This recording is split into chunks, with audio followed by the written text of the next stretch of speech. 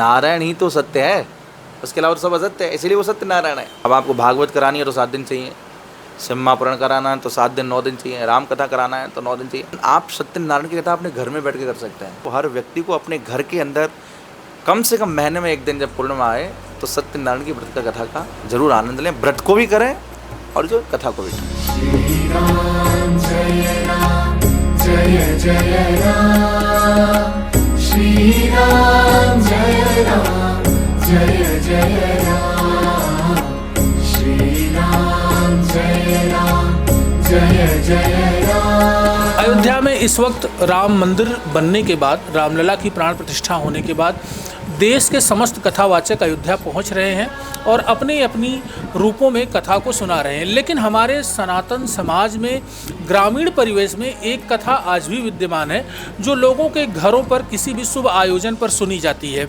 जिसे कहते हैं सत्यनारायण भगवान की कथा। तो हम आज श्याम सुंदर ठाकुर जी, जो बरसाना के प्रसिद्ध कथावाचक हैं, हम इनसे सत्यनारायण भगवान कथा की महिमा, नियम, विधि और इसकी उत्पत्ति कैसे हुई, कैसे लोगों ने इसको महानता दी और लोगों के जीवन में यह सत्यनारायण भगवान की कथा अपनी जगह बनाई, इन तमाम बातों को हम तिलक पत्रिका पर जानेंगे। नहीं, हमारे यहाँ बहुत प्रकार की कथाएं हैं, उसमें सत्यनारायण भगवान की कथा बड़ी अभूतपूर्व है। और जो कथा वही है, नेम सारण की कथा है। भागवत में भी जो कथा है वो नेम सारण की है। सत्यनारायण की कथा भी आप पढ़ेंगे तो नेम सारण की कथा है। नेम सारण में भी सूत जी सोनकादि ऋषियों को कथा सुनाते हैं। रही बात आपने कहा ग्रामीण परिवेश में, आज भी ये परंपरा बहुत पुरानी है। आज भी आप देखेंगे हमारे ब्रज में भी आप आएंगे तो प्राय पूर्णिमा के दिन, पूर्णिमा का व्रत होता है, सत्यनारायण भगवान की कथा होती है।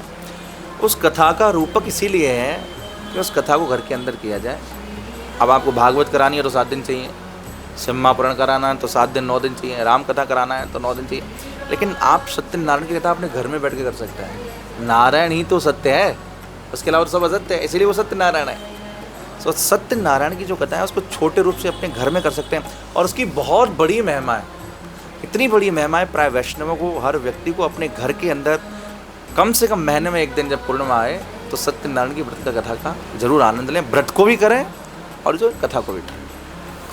देखिए, श्याम सुंदर जी जुड़े थे सत्यनारायण जी की कथा पर। इन्होंने बहुत ही अच्छा और उत्तम विचार बताया कि नारायण ही सत्य है और सत्य ही नारायण है।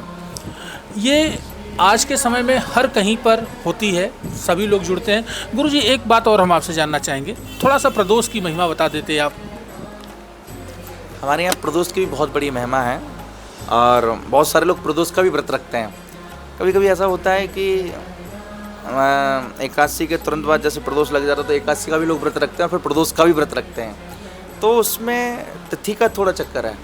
अगर तिथि सही समय के और सही क्रम के अनुसार बीच में अगर कुछ भी ऐसा लग रहा है कि द्वादशी का जरा सा अंश आ रहा है तो फिर अपना एकादशी का व्रत पूरा करके द्वादशी करके फिर प्रदोष का व्रत रखना चाहिए। एकादशी का भी व्रत भी हो जाएगा, आपकी एकादशी व्रत का पारण भी हो जाएगा और प्रदोष यदि लग रहा है तो प्रदोष का भी व्रत हो जाएगा। लेकिन कुछ समय के लिए जब बीच में द्वादशी आती है तब, अब यदि प्रदोष लग रहा है सीधे प्रदोष लग रहा है और कितने घड़ी, कितने समय, कितनी घड़ी, कितनी पल पे लग रहा है, उस क्रम के अनुसार अगर सीधे प्रदोष लग रहा है तो फिर, और अगर आप प्रदोष का व्रत पालन करते हैं तो उसका भी जरूर ध्यान रखना चाहिए। पर आपको प्रदोष का और एकादशी का दोनों का व्रत करके ही अपने कार्यक्रम को विश्राम करना चाहिए। महत्वपूर्ण जानकारी तिलक पत्रिका पर कथावाचक श्याम सुंदर ठाकुर जी की मेरे साथ आप भी सुनिए, देखिए और सत्यनारायण भगवान की कथा के साथ ही प्रदोष व्रत की महिमा को भी जानिए कि कैसे एकादशी और प्रदोष व्रत का पारण करें, कैसे इनका नियम के अनुसार इनको रखें। मैं देवेश पांडे, अयोध्या।